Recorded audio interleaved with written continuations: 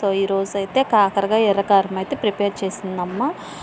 So taste అయితే చాలా చాలా బాగుంటుందండి. సో మీ అన్నీ పర్ఫెక్ట్ కొలతలతో అయితే చేసిందనమాట. ముందుగా డీప్ ఫ్రై సరిపడా ఆయిల్ వేసుకొని అందులో మనం కట్ చేసుకున్న కాకరకాయ పీసెస్ని వేసుకొని బాగా ఫ్రై చేసుకోవాలండి. సో కాకరకాయ ముక్కలు అయితే బాగా ఫ్రై అవ్వాలి.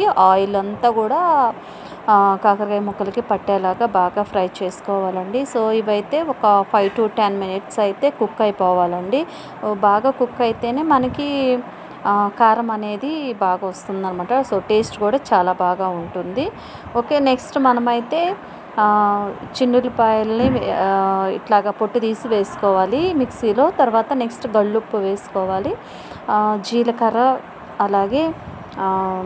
జీలకర్ర వేసుకున్నాక ఒక 4 to 5 స్పూన్స్ అయితే అమ్మ కారం వేసిందండి. మేము కారం కొంచెం ఎక్కువగానే వేసుకున్నాక దాన్ని గ్రైండ్ అయితే చేయాలన్నమాట, బ్లెండ్ చేయాలి.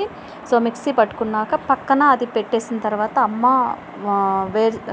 ఒక ప్యాన్లో అయితే ఆయిల్ అలాగే పల్లీలు పోపు దినుసులు వేసి వాటిని అయితే ఫ్రై చేస్తుందన్నమాట. సో ఇవి కూడా ఫ్రై చేసుకున్న తర్వాత మనం ముందుగా మిక్సీ పట్టుకున్న ఎల్లిపాయ కారాన్ని అయితే మనం ఫ్రై అవుతున్న ముక్కల్లో వేసుకొని మొత్తాన్ని కూడా బాగా మిక్స్ చేసేసుకోవాలి. నెక్స్ట్ మనము ఫ్రై చేసుకున్న పల్లీల్ని పోపు దినుసులను అయితే ఈ వెల్లుల్లి కారంలో వేసుకొని కాకరకాయ ముక్కలకి బాగా పట్టేలాగా మొత్తాన్ని కూడా బాగా కలిపేసుకోవాలండి.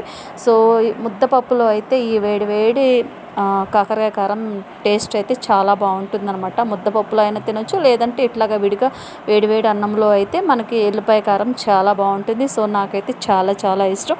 మీలో ఎంతమందికి ఇష్టమో నాకు కామెంట్ రూపంలో తెలియచేస్తారనుకుంటున్నాను.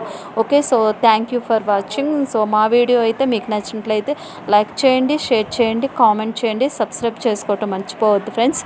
సో మంచి మంచి వీడియోస్తో అయితే మీ ముందుకు వచ్చేస్తాను. Okay, bye.